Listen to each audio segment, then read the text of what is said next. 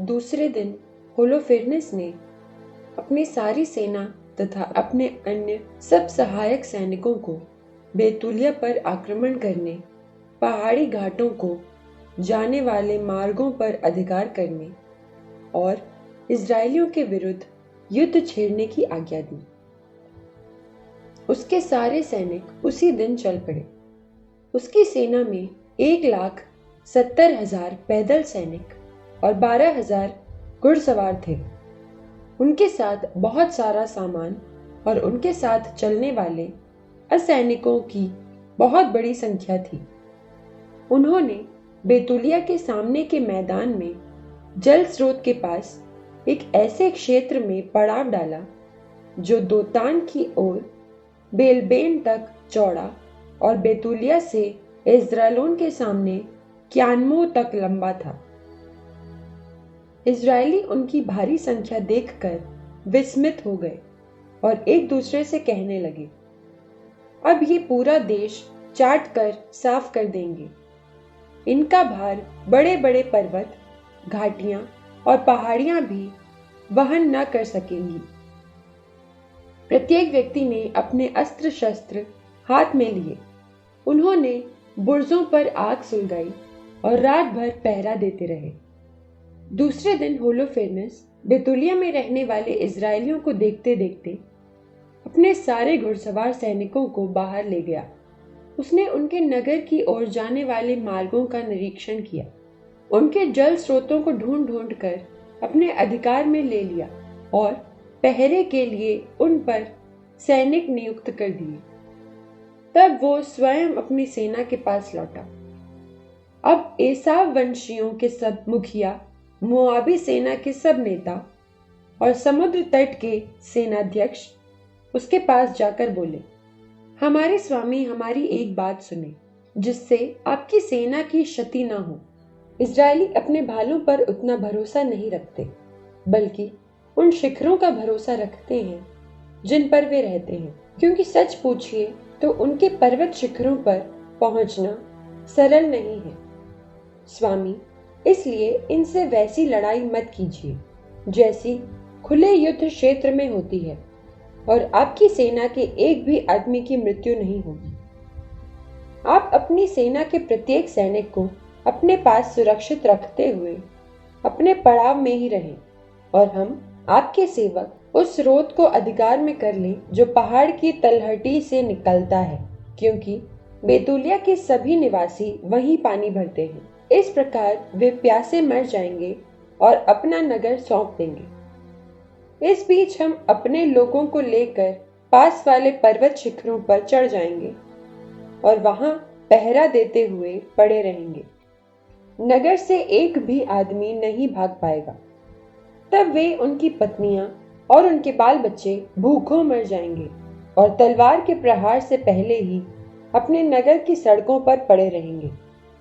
इस प्रकार आप उन्हें इसलिए कठोर दंड देंगे कि उन्होंने आपके विरुद्ध विद्रोह किया और आपसे संधि नहीं की।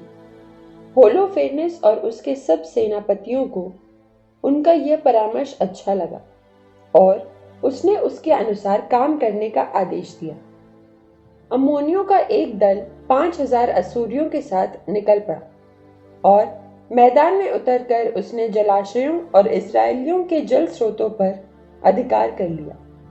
इधर एदोमी और अम्मोनी सैनिक ऊपर चढ़कर दोतान के सामने की पर्वत श्रेणी पर जम गए और अपने आदमियों में से कुछ को दक्षिण और पूर्व की ओर एग्रेबेल के पास भेज दिया, जो मोखमोर नाले पर अवस्थित खुस के पास है।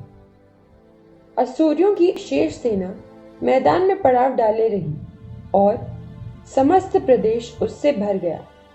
उनके तंबू और माल असबाब के ढेर दूर दूर तक बिखरे थे, क्योंकि उनकी संख्या बहुत बड़ी थी। उधर इजरायली प्रभु अपने ईश्वर की दुहाई दे रहे थे। उनका साहस घटता जा रहा था, क्योंकि उनके सभी शत्रु उन्हें घेरे थे और उनसे बचना असंभव लग रहा था। असूरियों की समस्त सेना, उनके पैदल सैनिक, रथ और घुड़सवार उन्हें 34 दिन तक घेरे पड़े रहे। बेतुलिया के निवासियों के सारे जलाशय सूखने लगे और कुंड खाली होने लगे।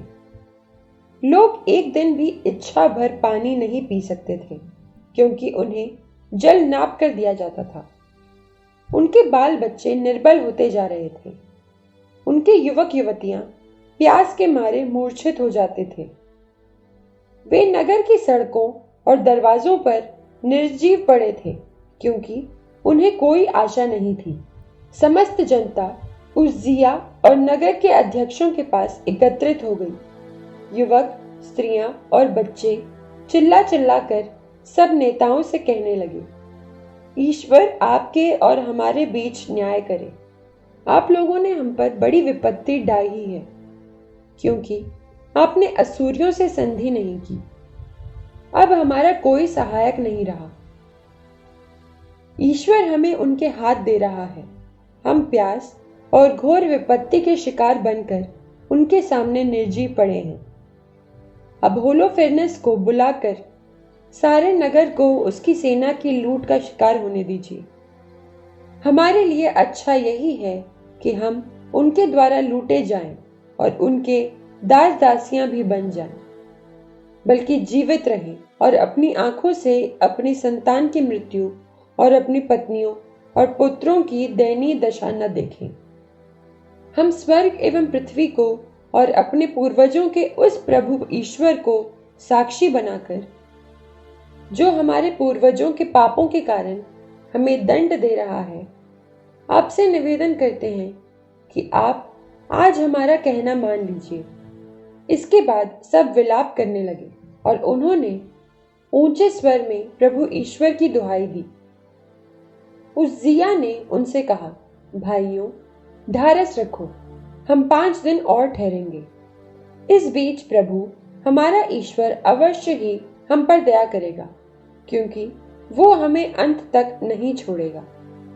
यदि इस अवधि में हमें सहायता प्राप्त नहीं होगी तो मैं तुम्हारा कहना मानूंगा।